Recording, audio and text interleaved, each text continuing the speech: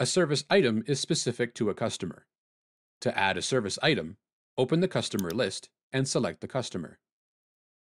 Click Service Items from the customer's menu items. Click Add Service Item. The customer's name appears at the top of the Add Service Item pane. For this example, we are going to set up a project service type.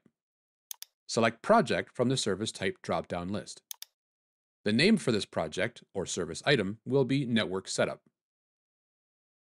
Start and end dates for service items default to a year.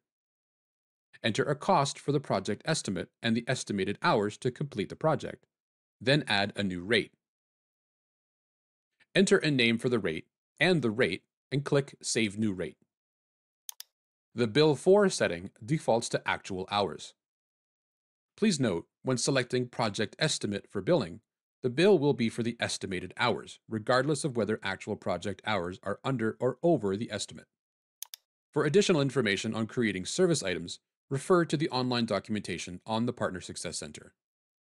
The service item is added to the customer.